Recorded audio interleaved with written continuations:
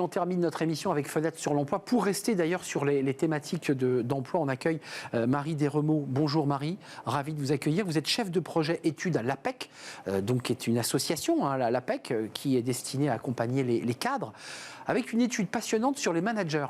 Alors, on nous a dit, et régulièrement sur ce plateau, on dit plus personne veut être manager. C'est pas tout à fait vrai. Alors en effet, c'est pas tout à fait vrai. Quand on regarde les chiffres aujourd'hui, auprès de la population cadre, on a déjà 4 cadres sur 10 qui sont managers, donc qui ont voulu l'être à un moment ou un autre, ou qui ont accepté quand on leur a proposé. Et ceux-là, ils veulent plutôt rester managers en très grande majorité, 86%. Et parmi ceux qui ne le sont pas, on en a un peu plus de 4 sur 10 qui ont envie de le devenir, et même 6 sur 10 chez les jeunes. Donc on voit bien que ça reste prisé. Marion, et non pas Marie, pardonnez-moi, il y a quand même l'idée que chez un cadre, s'il veut monter, parce qu'il y a cet enjeu-là, pas le choix, je deviens manager. Et en même temps, il a une autre pensée qu'il traverse en disant, oui, je vais monter, mais je vais avoir plein de galères. Parce que c'est un peu ça la difficulté. Pour gagner en salaire, il va falloir qu'il monte, qu'il devienne manager. Mais il a des contraintes. Alors en effet, quand on regarde ce qui pousse les cadres à vouloir devenir manager, ils nous disent d'abord c'est vécu comme une évolution de carrière.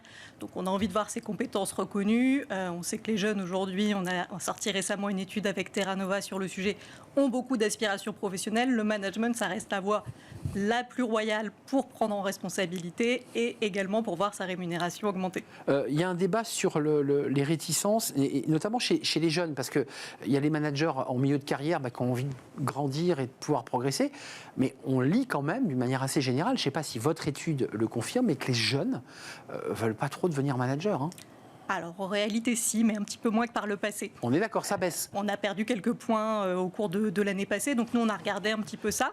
Et la principale raison, c'est que manager est perçu comme de plus en plus complexe. Donc, c'était déjà pas facile avant, ça l'est peut-être encore moins maintenant. Il y a le travail hybride, mais pas que. On a des managers d'un côté qui nous disent, on me demande de personnaliser, adapter, voire hyper individualiser mon management. Et de l'autre côté, on leur demande également d'entretenir le collectif, de l'animer, un collectif qui est parfois éclaté. Donc on voit bien qu'il y a des injonctions qui sont parfois pas faciles à tenir ensemble. Et ça, il y a une partie des jeunes qui le perçoivent. Et dans notre enquête, il y en a une partie qui nous disent pas jamais je ne voudrais devenir manager, mais qui nous disent pas tout de suite, peut-être que j'ai pas encore complètement les épaules, que j'ai pas encore forgé suffisamment ma personnalité ou mes compétences pour l'être. Un tiers d'entre eux ne rejette pas complètement la perspective, c'est bien cela, mais estiment ne pas être prêts. Ça veut dire qu'ils vous disent quoi? Parce que dans l'échantillon interrogé, je ne sais pas si vous allez jusqu'à leur demander de quoi ils ont besoin, mais c'est quoi les outils dont ils auraient besoin pour devenir des managers et franchir le pas? Alors, ils ont besoin d'outils pour effectivement aller vers ce management individualisé, personnalisé. Et ils ont besoin d'accompagnement, qu'on leur facilite la prise de poste. Quand on interroge les cadres managers, ils nous disent qu'ils ont été beaucoup aidés parfois par leur entreprise, qui a mis en place des parcours de formation, qui ont mis en place des communautés de managers pour qu'ils puissent échanger entre pairs sur les situations qu'ils rencontrent. Et tout ça, ça renforce l'attractivité de la fonction managériale parce que les jeunes dans l'entreprise disent si je deviens manager, je serai soutenu par mon organisation et j'irai plus volontiers. Avant de nous quitter, Marion, le manager pour vous, pour vous et à travers vous l'APEC, c'est quoi? C'est d'abord un technicien ou un expert ou ça doit surtout être un coach? Alors, il faut avoir les deux, c'est ce que montrent nos enquêtes. Les équipes continuent à attendre que leur manager soit un expert dans son métier et les compétences techniques adéquates. Le mouton à 5 pattes. Voilà, mais effectivement, on va attendre de plus en plus qu'il ait des compétences humaines, relationnelles, et ça, c'est aujourd'hui effectivement déterminant pour accéder à ce poste. La difficulté, là, je parle côté APEC, c'est la question du recrutement. C'est que ce mouton à 5 pattes, il est dur à trouver. On a souvent d'excellents techniciens et parfois moins bons sur l'empathie ou l'engagement. Oui, donc se pose la question de comment on recrute un manager, comment on s'assure qu'il a les compétences adéquates ou comment on lui donne les outils pour les acquérir.